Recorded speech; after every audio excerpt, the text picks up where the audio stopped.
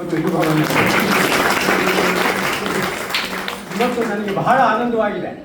ನನ್ನ 86ನೇ ವಯಸ್ಸಿನಲ್ಲಿ ಆನಂದ ಪಡುವಂತಹ ಒಂದು ನಿಮಿಷ ಅಂದರೆ ಇವತ್ತು ನಾನು ತಿಳ್ಕೊಂಡಿದ್ದೇನೆ. ಇದು ಕಲೆ ಮನೆ ಸಭಾಂಗಣ ಮಾತ್ರ ಅಲ್ಲ, ಇದು ಕಲೆ ಮನೆ ದೇವಾಲಯ ಅಂತ ತಿಳ್ಕೊಂಡು ಬಹಳ ಆನಂದವಾಗ್ತಾ ಇದೆ. ಅತಿಶಯವಾದ ಆನಂದವಾಗ್ತಾ ಇದೆ, ಬ್ರಹ್ಮಾನಂದವಾಗ್ತಾ ಇದೆ.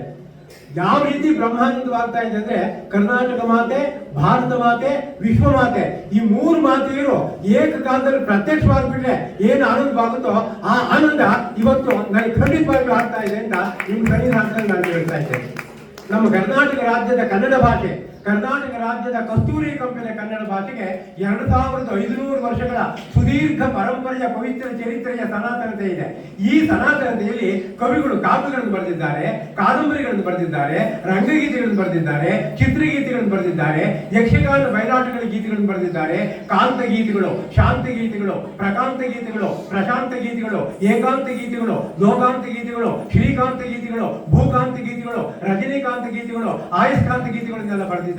ಇವೆಲ್ಲ ಹೇಗಿದೆ? ಉಜ್ವಲವಾಗಿದೆ, ಜಾಜ್ವಲ್ಯಮಾನವಾಗಿದೆ, ಪ್ರಕಾಂಡ ಪ್ರತಿಭಾ ಪ್ರಜ್ವಲದ ಪ್ರಭುತ್ವದಿಂದ ಕೂಡಿದೆ. ಇಷ್ಟೊಂದು ಪ್ರಭುತ್ವದಿಂದ ಕೂಡಿರತಕ್ಕಂಥ ನಮ್ಮ ಕನ್ನಡ ನಾಡಿನ ಕಾವ್ಯದಲ್ಲಾಗಲಿ, ನಾಟಕಗಳಲ್ಲಾಗಲಿ, ರಂಗಗೀತೆಗಳಲ್ಲಾಗಲಿ, ಭಾವಗೀತೆಗಳಲ್ಲಾಗಲಿ ಏನಿವೆ?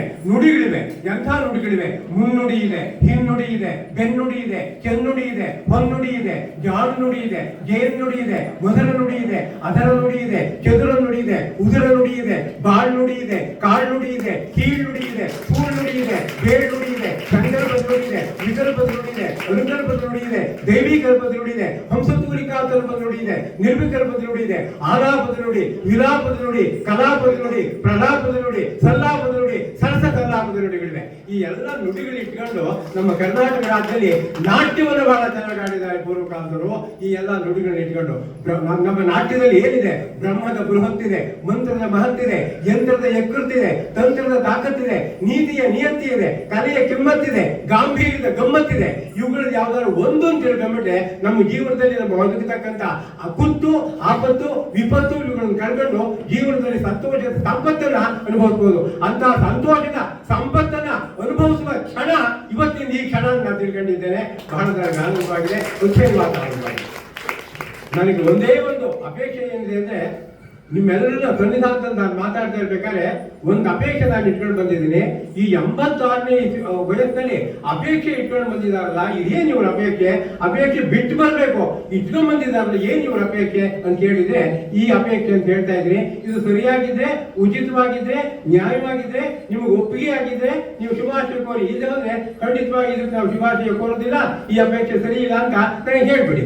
ಏನ್ ಅಪೇಕ್ಷೆ ಅನ್ನೋದು ಬಂದ್ರೆ, ಇಲ್ಲಿ 8 ವರ್ಷದ ಹುಡುಗರಿದ್ದೀರಿ, 10 ವರ್ಷದವರಿದ್ದೀರಿ, 15 ವರ್ಷದವರಿದ್ದೀರಿ, 20 ವರ್ಷದವರಿದ್ದೀರಿ, 25 ವರ್ಷದವರಿದ್ದೀರಿ, 50 ವರ್ಷದವರಿದ್ದೀರಿ, 60 ವರ್ಷದವರಿದ್ದೀರಿ.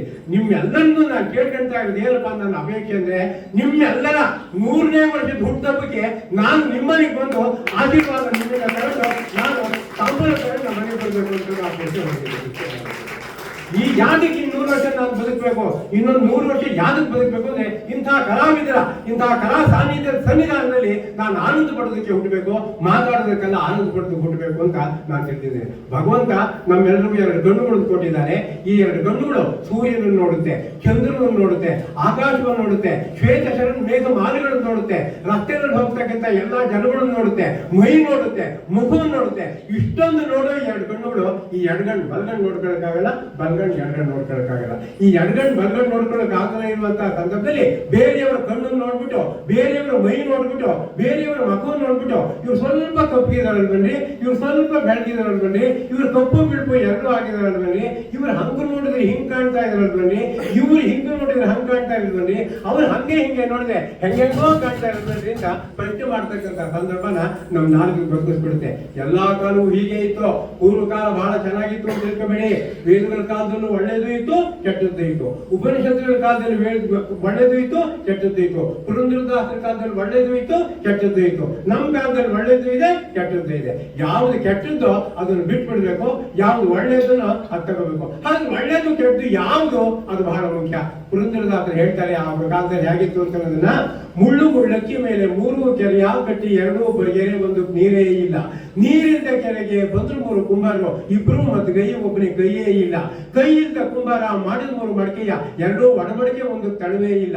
ತಳುವಿದ್ದ ಮಡಕೆಗೆ ಹಾಕಿದ 3 ಅಕ್ಕಿಯ 2 ಬಚ್ಚಕ್ಕಿ ಒಂದು ಬೇರೆ ಇಲ್ಲ. ಬೇಲಿದ್ದ ಅಕ್ಕಿಗೆ ಬಂದ್ರು 3 ನೆಂಟರು, ಇಬ್ರು ಕುಂತಿದ್ರು ಒಬ್ಬ ಉಣದೇ ಇಲ್ಲ. ಉಣಲಿದ್ದ ಒಬ್ಬನಿಗೆ ಕೊಟ್ಟರು 3 ನಾಣ್ಯವ, 2 ಸೀಸದ ನಾಣ್ಯ ಒಂದು ನಡೆದೇ ಇಲ್ಲ. ನಡೆದಿಲ್ಲದ ನಾಣ್ಯಕ್ಕೆ ತಂದ್ರು 3 ಎಮ್ಮೆಯ, 2 ಗೊಡ್ಡಮ್ಮೆ ಒಂದು ಈಲೇ ಇಲ್ಲ. ಈಲಿದ್ದ ಎಮ್ಮೆಗೆ ಹಾಕಿದ 3 ಗದ್ದೆಯ, 2 ಕಲ್ ಗದ್ದೆ ಒಂದು ಉತ್ಲೆ ಇಲ್ಲ, ಒಂದು ಬಿತ್ಲೆ ಇಲ್ಲ. ಇದರ ಅಂತರಾರ್ಥವನ್ನು ಹೇಳಿದವರಿಗೆ ಒಂದುಂಡ ಬೆಲ್ಲ. ಇದರ ಅಂತರಾರ್ಥವನ್ನು ಆ ಪುರಂದರ ವಿಠಲ ಬಲ್ಲ ಅನ್ನೋ ಮಾತನ್ನ ಬಹಳ ಚೆನ್ನಾಗಿ ಹೇಳ್ತಾರೆ. ಇದೆಲ್ಲದ ಅಂತರಾರ್ಥವನ್ನ ನಾವು ತಿಳ್ಕೊಂಡು ನಮ್ಮ ಜೀವನವನ್ನು ಸಾಕಾರ ಮಾಡಬೇಕು ಅಂತ ಹೇಳ್ತಾ ಇದ್ದೇನೆ. ಕೊನೆಯದಾಗಿ ಇನ್ನು 1 ನಿಮಿಷ ನನ್ನ ಮಾತು ಮುಗಿಸ್ತಾ ಇದ್ದೇನೆ. ಆ ಒಂದು ಮಾತು ಯಾವ್ದಪ್ಪ ಅಂತ ಹೇಳಿದ್ರೆ ಇನ್ಯಾವುದೂ ಅಲ್ಲ. ನಮ್ಗೆ ಕೈ ಇದೆ, ಕಾಲಿದೆ, ತಲೆ ಇದೆ, ಹೊಟ್ಟೆ ಇದೆ, ಹಾಗೆ ನಿನ್ನ ಮನಸ್ಸಿದೆ. 100,000 ತಲೆಗಳಿವೆ. ಭಾರತದಲ್ಲಿ ಕೋಟಿ ಕೋಟಿ ತಲೆಗಳಿವೆ, ಕೋಟಿ ಕೋಟಿ ಬಾಯಿಗಳಿವೆ, ಕೋಟಿ ಕೋಟಿ ಕೈಗಳಿವೆ, ಕೋಟಿ ಕೋಟಿ ಕಾಲುಗಳಿವೆ, ಕೋಟಿ ಕೋಟಿ ತಲೆಗಳಿವೆ. ಯೋಚನೆ ಮಾಡೋ ಮತಿ ಒಂದಾಗಬೇಕಾಗಿದೆ. ಕೋಟಿ ಕೋಟಿ ಬಾಯಿಗಳಿವೆ, ಮಾತನಾಡುವ ಶ್ರುತಿ ಒಂದಾಗಬೇಕಾಗಿದೆ. ಕೋಟಿ ಕೋಟಿ ಕೈಗಳಿವೆ, ಮಾಡುವ ಕೃತಿ ಒಂದಾಗಬೇಕಾಗಿದೆ. ಕೋಟಿ ಕೋಟಿ ಕಾಲುಗಳಿವೆ, ನಡೆಯುವ ಗತಿ ಒಂದಾಗಬೇಕಾಗಿದೆ. ಗತಿ, ಮತಿ, ಕೃತಿ, ಶ್ರುತಿ ಇದು 4 ಒಂದಾಗಿ ಭಾರತ ಆತ್ಮ ತೇಜಸ್ಸಿನ ಬೆಳಕಿನಲ್ಲಿ ಬಾಳುವಂತಾಗಬೇಕು. ಅದಕ್ಕೆ ಈ ಕುಮಾರನವರ ಈ ಒಂದು ವಿಶಿಷ್ಟವಾಗಿರ್ತಕ್ಕಂಥ ಯಜ್ಞ ಮಂಟಪ ಅಂತ ಅನ್ನೋದಿದೆ. ಇದು ಯಾವತ್ತೂ ಕೂಡ ಶಾಶ್ವತವಾಗಿ ನೃತ್ಯಕರಿಯ ಸೊಬಗನ್ನ, ನೃತ್ಯಕರಿಯ ಆನಂದವನ್ನ ಲೋಕಕ್ಕೆ ಕರುಣಿಸ್ತಾ ಇರಲಿ ಅಂತ ಹೇಳಿ ನಾನು ಮಾತನ್ನು ಮುಗಿಸ್ತಾ ಇದ್ದೇನೆ. ಶುಭಾಶಯ.